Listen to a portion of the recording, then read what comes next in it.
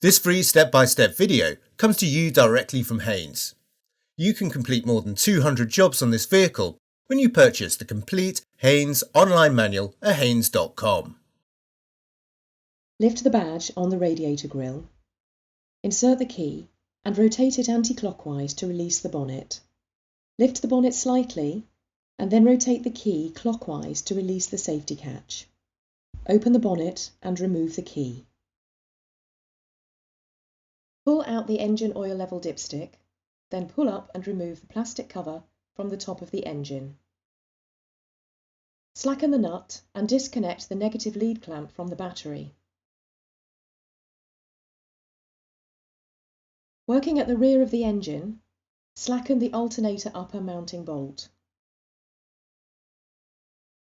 Chock the left-hand rear wheel. Remove the centre cap and slacken the right-hand front wheel bolts. Position the jack head under the reinforced section of the sill, then raise the front of the vehicle and support it securely with an axle stand under the front subframe rear mounting. Fully unscrew the nuts and remove the wheel.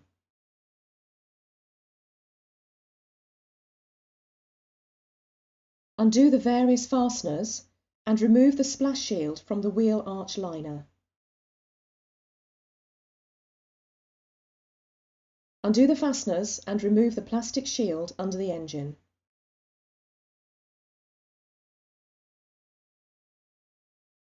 If the drive belt is to be refitted, mark it so that it can be installed the same way round. Rotate the tensioner pulley clockwise to release its pressure on the drive belt. Depending on model and equipment, the tensioner will have a hex fitting for a spanner or socket, or two square holes into which a special tool can be fitted, available from Ford or a good tool supplier. Slip the belt from the pulleys, noting how it's routed, then release the tensioner. Undo the 4 nuts, 2 above and 2 below, then remove the air duct from the rear of the alternator. Remove the nut and washer, disconnect the main wiring lead from the alternator, then depress the clip and disconnect the wiring plug. Unscrew the alternator lower mounting nuts, then use a Torx socket to remove the mounting studs.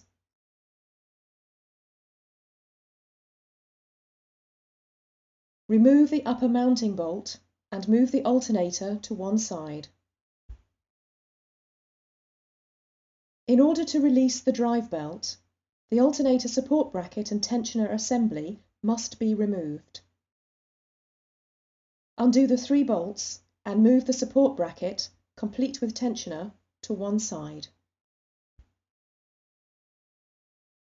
Disengage the drive belt from the tensioner and withdraw it from the wheel arch.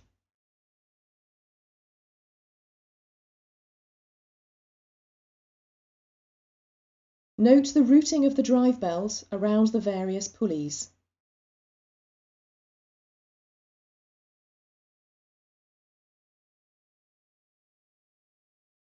If the original drive belt is being refitted, observe the markings made on removal. Maneuver the belt into position, then refit the support bracket and tensioner assembly. Tighten the retaining bolts to their specified torque.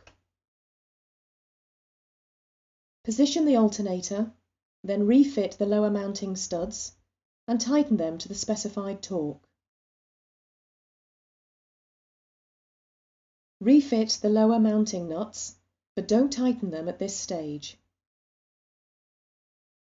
Note the location of the wiring loom bracket, then refit the upper mounting bolt and tighten it to the specified torque. Now fully tighten the lower mounting nuts to their specified torque. Press the alternator wiring plug into place, reconnect the main wiring lead and secure it with the washer and nut.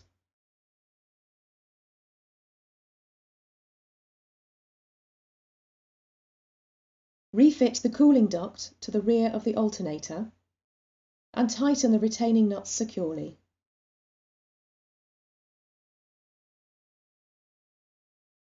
Move the tensioner clockwise, then fit the belt around the pulleys, ensuring it's correctly located in the pulley grooves, and release the tensioner. Refit the splash shield and secure it with the fasteners. Manoeuvre the engine undershield into place and secure it.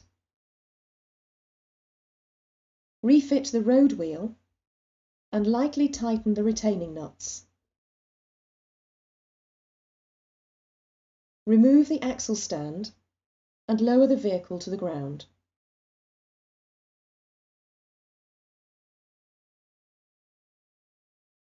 Tighten the road wheel nuts to the specified torque.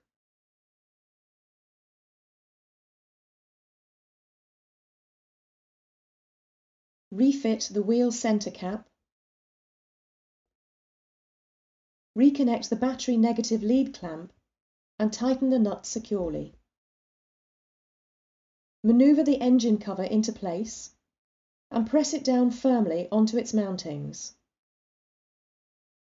Insert the engine oil level dipstick. Lower the bonnet firmly to engage the lock. Fold over the badge.